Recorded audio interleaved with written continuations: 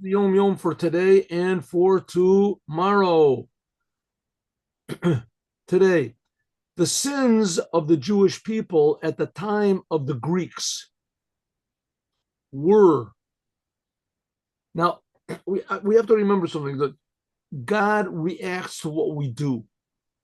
God reacts to what we do. But God is also our Father. The Jewish people are the sons of God. God loves the Jews. So in the end, it's not really 100% understandable why God would put such terrible punishments on the Jews.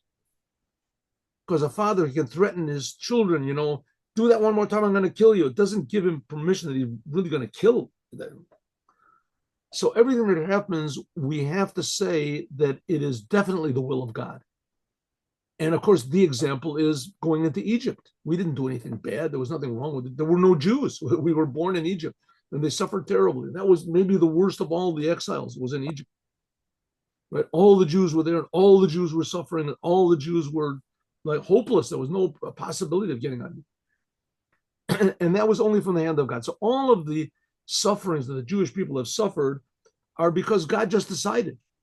Why did he say? But on the other hand, we have to do a big self-examination all the time, because if the Jews were really the way they were supposed to be, then there would be no necessity for exile. We've suffered enough.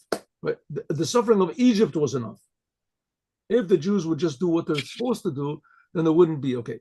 So because of the sins of the Jews, as the first temple was destroyed, says that was a good thing. God, instead of destroying the Jews, he destroyed the temple. The second temple, the same thing. But before the second temple was destroyed, what?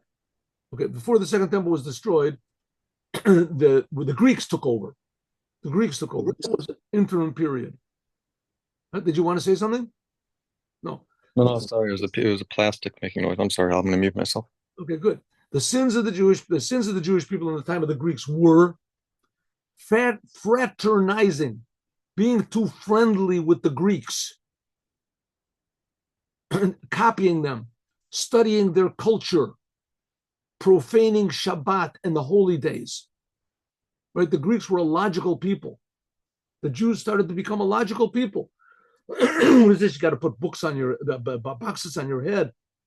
You're not allowed to throw a little stick into a fire on Shabbat. That doesn't make any sense. So they started eating not kosher food, tasty, right? Tasty food, neglecting the Jewish tahara, family purity. The punishment was the spiritual destruction of the Holy Temple, death and slavery in exile. The Greeks, that wasn't the main thing of the Greeks, was physical, but they killed. We saw they had to fight a big battle in order to get back into the temple and restore the purity of the temple. Through tshuva, through returning to God and self-sacrifice, there was the great miraculous salvation of Chanuka came about. Number one, that's today. Tomorrow, Shabbat.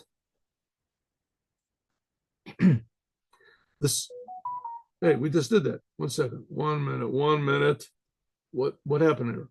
1 minute. 19. The sins of it, that was yesterday, right? That's yesterday.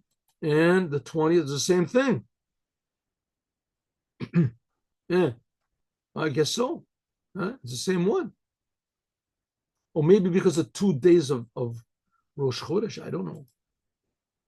Yeah, I guess so. It must be. Okay, good. So we got the same message twice. Must be really relevant to both days. Now, story.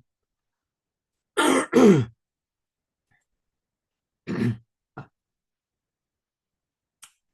second. Maybe I didn't even record that. Did I not record that? 1 second. I believe 1 minute. 1 minute. I thought I recorded it. it shows recording. Oh, it's still recording. All right.